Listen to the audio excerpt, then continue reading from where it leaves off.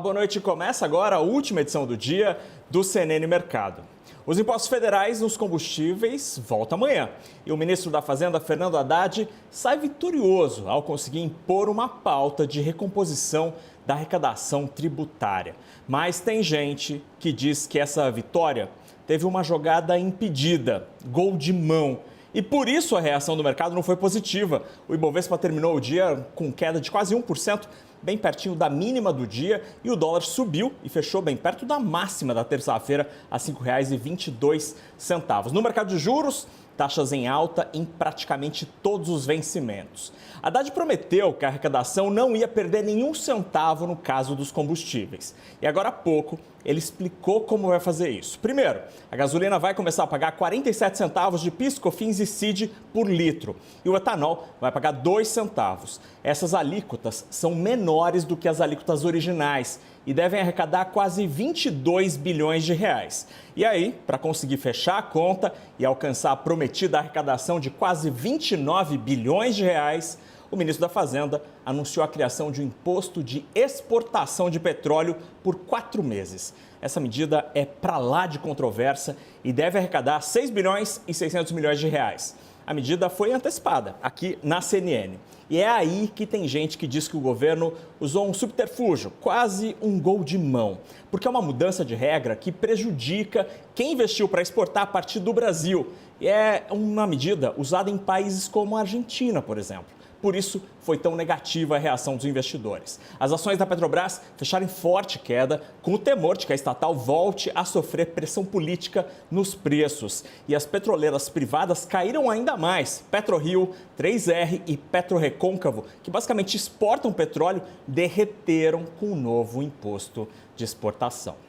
O mercado também repercutiu vários balanços nesta terça. As ações do Grupo Pão de Açúcar fecharam em queda de 7% após a varejista, que é dona do supermercado Pão de Açúcar, anunciar um prejuízo de 1 bilhão e 100 milhões de reais no quarto trimestre do ano passado.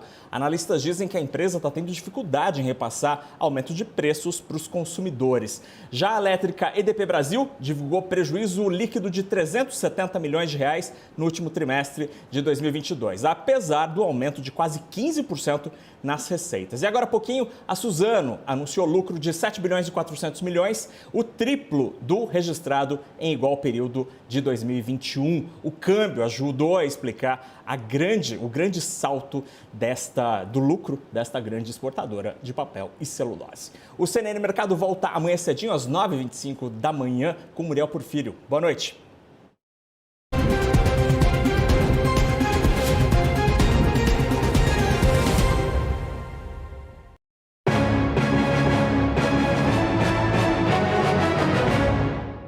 CNN Arena, de volta do intervalo, de volta do CNN Mercado, e vamos falar agora sobre as fortes declarações do comandante do Exército Brasileiro. O general Tomás Paiva disse a subordinados que não se pode falar em fraude nas eleições de 2018 e também nas eleições mais recentes, as eleições de Lula. As declarações foram divulgadas pelo podcast Roteirices e confirmadas pela CNN. Vamos ouvir um trecho. Então, a diferença nunca foi tão pequena, foi mínima. Mas, aí o cara fala assim, pô, general, mas teve fraude. Nós participamos de toda a fiscalização, fizemos relatório, fizemos tudo. Constatou-se fraude? Não. Então, eu estou falando para vocês, porque eu estou falando, podem acreditar que eu estou falando. Teve fraude? A gente constatou fraude? Não. Ah, mas tinha coisa que a gente não pôde ver? Sim. Tinha coisa, por exemplo, ver o código-fonte era possível? Não. Por que não era possível? Porque ia levar uma montanha de tempo. Agora, esse mesmo processo eleitoral que elegeu o atual presidente e que não elegeu o ex-presidente, ele foi o mesmo processo eleitoral que elegeu majoritariamente um Congresso conservador. Elegeu majoritariamente governadores conservadores. O general disse que a vitória de Lula foi indesejada para a maioria dos militares, mas infelizmente aconteceu. Vamos ouvir. Mas não dá para falar com certeza que houve qualquer tipo de irregularidade.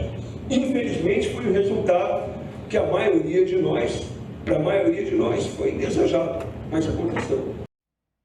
A CNN procurou o Exército e aguarda retorno.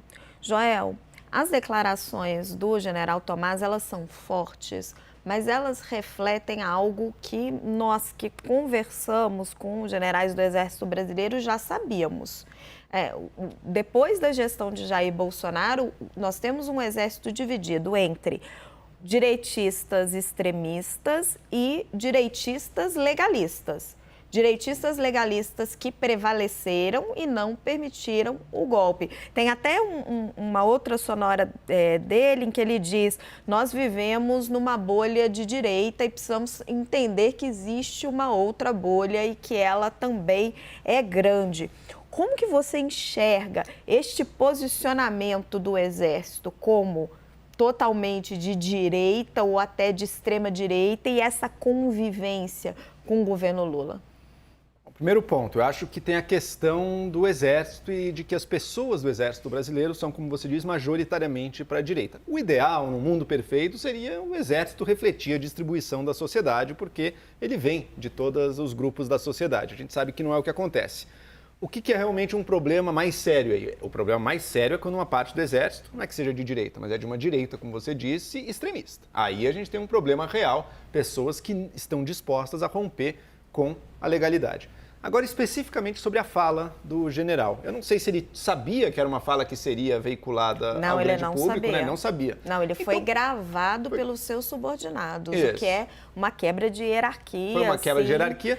Insubordinação gravíssima. Perfeito. Eu não vejo problema nele, numa fala privada, estar expressando que, na verdade, todo mundo sabe. Ele não gostaria da vitória do Lula, a maioria do Exército também não gostaria. É um fato, a gente tem que lidar com esse fato. Se ele tivesse publicamente falando isso, eu veria um problema grave, porque um general não é para se manifestar politicamente dessa maneira. Numa conversa privada, acho meio inevitável que a opinião da pessoa surja, sendo ela militar ou não militar. E, por fim, ele teve o comentário sobre a urna eletrônica. E aí, achei um comentário positivo. Mostrou que, olha, até onde tudo que a gente pode dizer e referendar e sublinhar embaixo, assinar embaixo, o Exército Brasileiro diz: não houve fraude nas urnas. O Lula ganhou porque ganhou. As pessoas às vezes vivem numa bolha da direita, existe uma bolha da esquerda também. Uma foi contra a outra, da esquerda teve um pouco mais de votos. Acontece, essa mesma urna elegeu os deputados e senadores de direita. Acontece, não teve fraude nenhuma. Aí sim, acho muito importante ver oficiais do Exército reafirmando isso, que todos nós sabemos, mas tem gente que precisa ouvir e confia mais se ouvir vindo do Exército do que confiaria vindo do TSE, por exemplo. Até onde eu entendi, não é exatamente uma conversa privada. Ele estava fazendo uma fala para os seus subordinados. Na época, Tomás Paiva era o comandante militar do Sudeste. O Sudeste tem a maior tropa brasileira. E eles tinham recebido, os comandantes militares regionais, uma orientação do então comandante do Exército, o general Arruda, para falarem com os seus subordinados e frisarem a importância dessa despolitização das forças. Agora, Hélio, como que a gente consegue entender o quanto o bolsonarismo ele foi entrando pelas Forças Armadas? Como é que a gente explica esse fenômeno? Raquel, eu acho que é muito natural que todas as pessoas tenham uma visão política. Eu não vejo necessariamente uma gravidade nisso. Eu acho que a entrevista com o juiz Zápio, ele meio que se enrolou na resposta, eu acho que deixou transparecer que ele é um admirador do Lula, do PT. O general, ele, não sei se o general em si, mas ele se referiu a membros do Exército, podem ter uma visão favorável ao Bolsonaro. O problema não é a sua visão de mundo, na minha opinião. O problema é se você está sendo um militante e está distorcendo sua função, está quebrando o seu dever fiduciário na sua função como membro do Exército, como juiz, no momento que você toma as decisões. E eu acho que o Exército agiu de forma exemplar. Como, aliás, não é surpresa, desde a redemocratização que o Exército tem se comportado de forma exemplar. Nunca tem agido contra nada, a democracia, nem nada disso. Mas eu respeito que cada um tenha a sua visão política, porque é impossível uma pessoa não ter uma visão política. Mesmo o sujeito que se diz, mas não, eu não tenho, tá? Ele vende alguma influência que forma a sua visão de mundo e, portanto, ele tem uma preferência por algum tipo de ideologia, ainda que ele diga que não. Não é esse o problema. O problema é quando você descumpre o seu dever fiduciário e, principalmente no caso de servidor público, se você descumpre a sua função perante o Brasil. Gabriela, como que você vê essa questão? Você acha um problema um general dizer aos seus subordinados que, infelizmente, o presidente A ou B venceu as eleições? Bom, primeiro, como eu não falo desde antes da fala do juiz Eduardo Apio, eu queria aproveitar que, como eu não sou jornalista, eu sou advogada, então eu queria só dizer, né, eu não tive a oportunidade de conversar com ele, mas queria aqui dizer que a comunidade jurídica e acadêmica respeita muito o doutor Eduardo Apio. Gostaria de ter podido conversar com ele sobre a teoria da árvore dos frutos envenenados, que a Raquel tinha levantado aqui no programa. Que pena, fica para uma próxima oportunidade. Agora, falando sobre esse caso em específico, me parece, pelo que eu ouvi dos áudios, que era uma conversa informal. Não era uma reunião, uma pauta com ata, era uma conversa informal, um diálogo entre eles, e ele deu a opinião pessoal dele, né? Então, assim, também no todo, como o Joel disse aqui, no todo me pareceu que a conversa foi positiva. Ele fez uma constatação, olha, de fato, não é segredo para ninguém, isso assim, é a percepção pública de que hoje as Forças Armadas, elas são mais, né, as pessoas que compõem as Forças Armadas são pessoas mais de direita, embora tenha muitas pessoas que são alinhadas à esquerda, né, individualmente.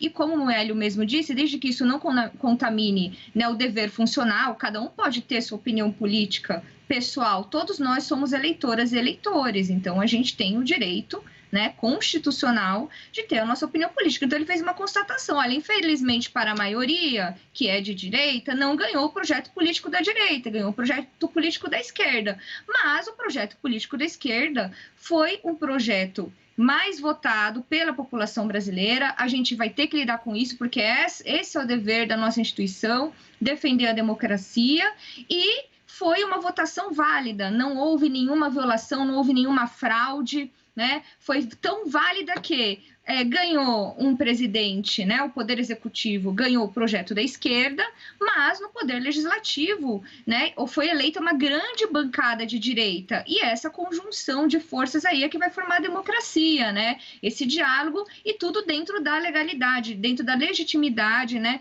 E aí me pareceu muito positiva a conversa dele. O que me pareceu ruim foi alguém gravar secretamente, né, e vazar isso. E aí, retomando uma discussão que nós já tivemos aqui no Arena, acho que, se eu não me engano, foi ontem ou antes de ontem, aí sim, esse é um caso para a Justiça Militar, né, de insubordinação. Esse é um típico exemplo de que a Justiça Militar que vai ter que apurar essa insubordinação de alguém gravar o seu superior e vazar para a imprensa. Exatamente, Gabriela. E o que você pontou é o que eu ouço de muitos generais legalistas. Olha, não era a minha posição pessoal, mas venceu esse presidente, nós temos que aceitar o resultado das eleições.